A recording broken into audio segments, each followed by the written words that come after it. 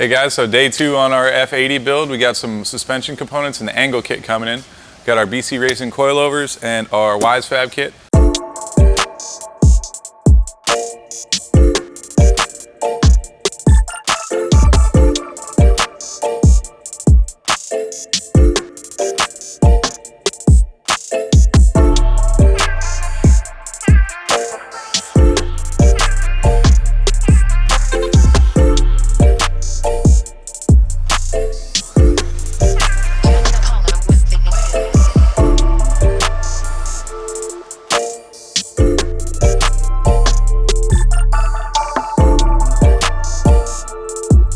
All right, so now we got everything unpackaged and we're gonna start tearing the front end apart, get all the stock stuff out of there and start seeing what goes where and see where our spacers and shims and everything need to go before we get everything fixed. And then they also come with these nice little collars here that whether you're using an F30 coilover or an F80 coilover, it's always gonna fit tight inside of their little coilover cup.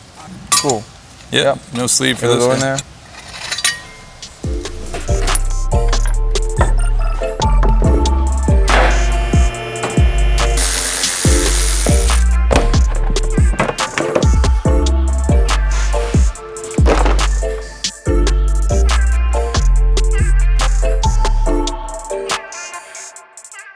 We're gonna pull off the tie rod, the inner tie rod, the lower control arms, and the sway bar end link, and then all that will be holding it up is the shock mount, and then we're sort of gonna take this all off as an assembly. But I guess if you were gonna just do an angle kit without changing your coilovers, you could leave the shock in there, and then just take off the one bolt that holds this whole thing together. But we're gonna do it all in one shot, but we'll still put the coilover up first, and then do the angle kit as if you're doing an angle kit. So I'm taking off the sway bar end link now. And it had some sort of aftermarket adjustable height sway bar end link, which is I guess pretty cool to have, but the hardware is a little bit mismatched, so. Hey, since you still got the bolts in your lowers, can you steer the wheel all the way towards me so I can unbolt this inner? Yeah, perfect. Thank you. So we have everything off the car. Only thing holding this in is the top hat, which we're gonna remove to replace with Wisefab stuff. So I guess the next step, normally if you had a car's getting angle kit, you just take this bolt off and it would let you put on an angle kit. We're gonna throw in the top shocks first and then assemble the Wisefab, probably throw the knuckle onto the shock and then put all the arms in and make sure all the spacing's right. And then probably work on centering the wheel and figuring out what settings they want it to all be at. But we're gonna blast off this top hat and take everything out.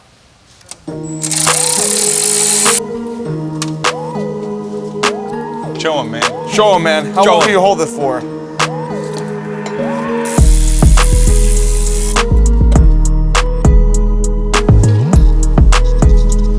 Yo, and I realized also, this bolt is definitely not OEM. That is not a BMW bolt.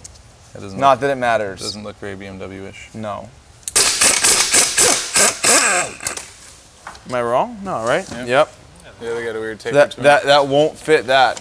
Into the hardware store and we got these. These are M12 by 1.5 by 60 millimeters because the stock bolts that came with it, these guys here are just a little bit too short with the Wisefab kit. So just that little bit of height difference there. So we're gonna put these in, we're gonna thread lock them and put a flat washer just to get a flat contact point because there's a lot of powder coat and stuff on the knuckles. So we're gonna get those put together before we put the knuckles in the car just to make it easier for us. And then once we get everything in there, we can get the brakes and all that stuff assembled.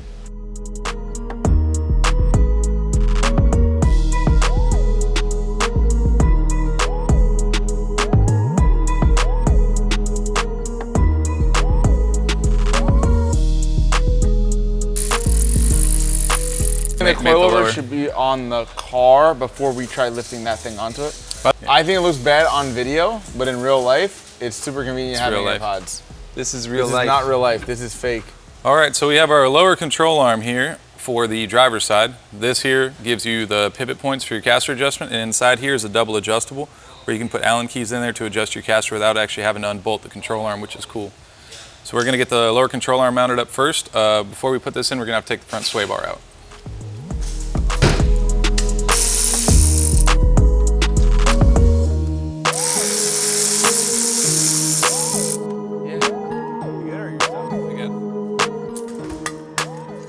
Yep, so they come with these smaller inserts for there, and I guess the F30 cross member is just a little bit tighter on the lower control arm Maybe it's because it's aluminum or something like that. So we're putting the smaller ones in there and it should fit right into the cross member. The clearances are crazy. You gotta like hammer them in or something. And a little tap, tap, tappy. Yeah, same way you get the old ones out. These are insanely tight. Yep, that's it. Pretty cool. Need a little more in it? Do I need a little more? Oh, you're trying to line it up already. I just want to get one bolt in there, so. Oh, overshot her a little bit.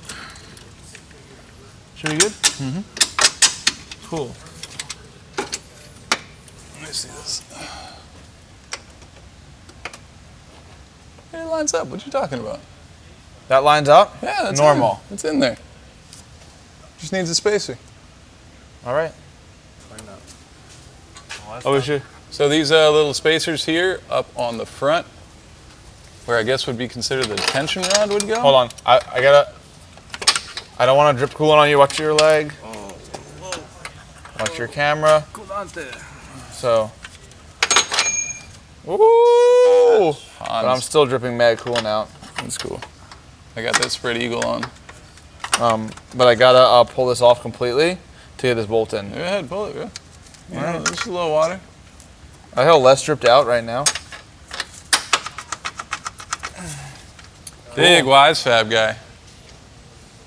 This is too easy. Yeah. This is too easy. Didn't have to cut everything apart. It's beautiful. To get to this point in my car, I think it took probably in the 15 to 25 hour range. I was expecting minutes, not hours. No, hours.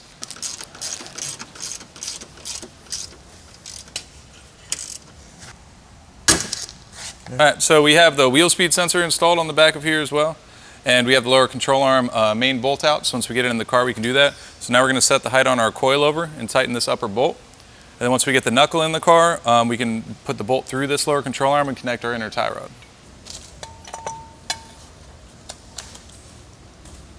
He's going to make a template on the stuff that they gave him so he can cut out the strut top on the car. He has to cut out part of the car body to clear the offset that this gives it for caster adjustment, I guess.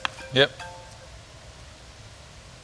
Not on set, bro. Arts and crafts time. I'm going to cut this out, put it on the OEM strut tower mount, and then it gives us the secondary notch because the Wisefab top hats for the camber and caster correction with the extended lower control arms. We're going to need a little more clearance on this hole right here. Cut it out.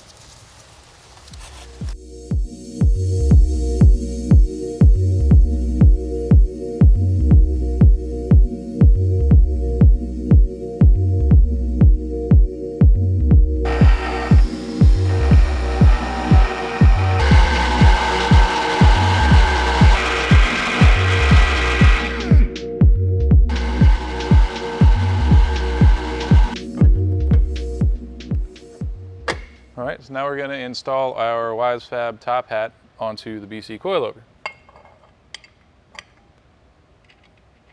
Oh, that has a little sleeve in it. That's cool. Yeah, it's already set I didn't realize that. I was like, where's the other part of the Heim?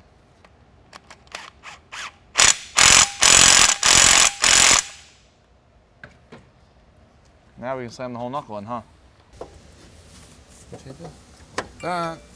You're good. I mean, you can let go. I only have 2 or 3 in, but big guy.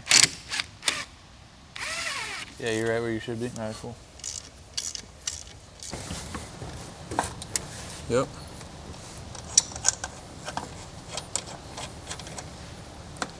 We are tightening and making sure that we don't have any clearance issues with the top hat because it has kind of a weird setup where it steps in underneath this plate, so we may end up needing to trim a little bit of that plate out on the bottom half. Take a little piece of paper, slide it, see if we can get it between, and it does indeed go between. But it also goes in between. Oh no, it doesn't go back here. Yep, so over here is tight, then over here it has a gap. So we gotta shave the bottom of this down a little bit. And you follow their diagram. Yeah, but it doesn't say anything about this metal plate either. Yeah. So you think it's hitting the plate? It's hitting the plate, yeah. Oh, you think it's hitting the plate? Yeah, I'm sure once I loosen it, you'll see the marks where it tightened up right on top of it, which will be my shave point. But I mean, we're talking like barely any kind of interference, so I'm just gonna grind it down. I'm not gonna notch the whole thing.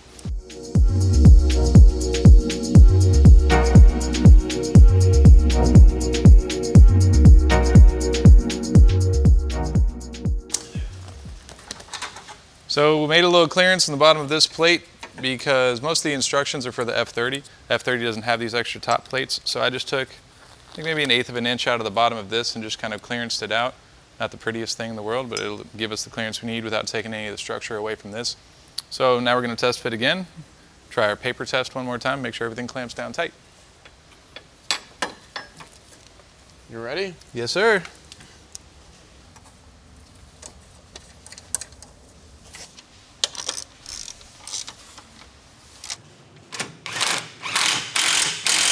All right, so we went to test fit to see if the stock F80 M3 rotors will fit. So our caliper spacing is there, but this rotor is actually a little bit too big of a diameter.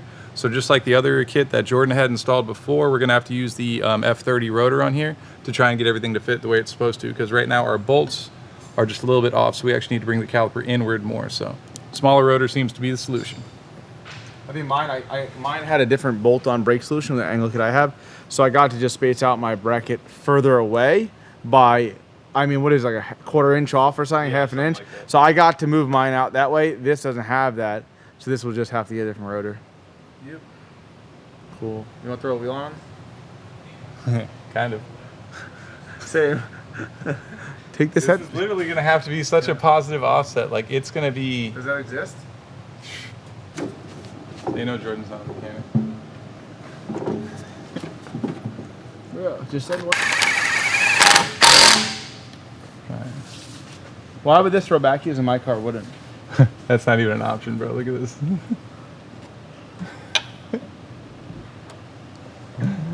We're literally hitting everything. So No, I 19s are not the move. Yo, for I this could setup. achieve the same thing if that's the limited angle with like 5 inches of spacer. But let's be realistic here, though. This is not that bad of a poke, considering what the wheel offsets and sizing is. At this point is an interference point. It's finding a wheel that's going to be the right offset that's not going to stick out here. With a body, with it being that close, like my wheel, if my wheel's 2 inches in, it clear, like the first thing you get from moving is this. Do you guys have small wheels, like children's wheels on your side? Only grown men's wheels. Ass hard. Oh, we on YouTube now? Damn, look at that. I'm on Drift HQ YouTube now. No, We need- got need, man like, wheels over there. need, like, you want some Blake's 03s? We got need you. some like 18x9s on like a plus 45 offset. That's I was what we gonna say, need. plus Incoming Honda next. S2000 offset. Incoming next clip. How do the gold wheels look in this car? Right here. That's how they'll look. Yeah. And the front's on the E36 or 17s, right? That's converted to 114. That is 50114? Yeah. Well, we're going to have to do some research, boys. What are you doing, Jordan? I'm gonna center the car. Normally to center the wheel when you're doing an alignment or a tie rod or something, you can grab one wheel and rotate it, but we can't because we have no tie rods in. And we're trying to see if we need to shorten the tie rod. So I'm just gonna grab the steering wheel and just center it from, you're good, you're good, you're good. So I'll move the steering wheel straightish, which is like right there. And you tell me if you're close. Oh yeah, we're right on the money. 1.5 inches on each side. Cool. Just gonna bottom it out and then see where we are from there. Yeah, I think we're gonna end up having to cut this thing. Look where we are now. We need to go to there. So the instructions recommend that we cut 5.5 millimeters off of these things. I'm gonna cut a little bit more because right now we're still towed out with the tie rods completely pivoted inward. So I'm gonna just chop them, leave the nut on there so that you can back the nut off and it'll repair the threads as it's backing off. Now we gotta measure first.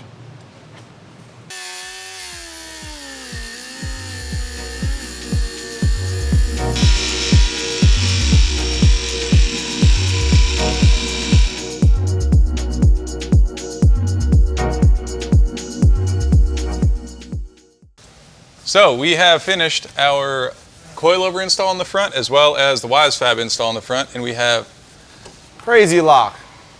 Crazy lock. all of the angle. So we realized that with this kit we can't use the OEM rotor from the F80, so we're going to use the smaller diameter rotor which we ordered today.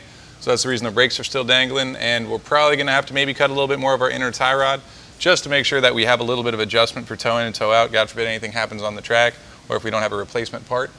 So other than that, It all fits and works, which is really, really nice. We didn't have to modify anything. They actually had different eyelets and everything already available for the F80 cross member, and the cross member works with this rack and with the outer tie rods. Pretty convenient compared to my car. My car was a headache. This is, like I said, hours. Yeah. Days. Hours, days of cutting and hacking and chopping things up. The only thing we had to cut was the little notch for the strut tower, which is normal. Tomorrow we're going to work on the heat transfer, getting a few more things put together on the motor change and spark plugs and stuff like that, and draining the oil cooler, protective under tray underneath the bottom, and then we're going to get cracking on the rear, drop the whole subframe, do all of our bushings, the diff lock thing that he created, and a few other little details, drive shaft shop axles, adjustable control arms. Everything. Yeah, pretty much everything. Literally everything. Just rebuild the whole damn rear end there. I was like, you don't have to drop the subframe, and then he was like, when you do one thing you don't, but to do this, it's everything's coming off and then going back in. So subframe's gonna drop. That's it. Thanks for watching, guys. That's a vlog. You're welcome. You'll cut before that. You're welcome. Obviously, you'll cut before that. But.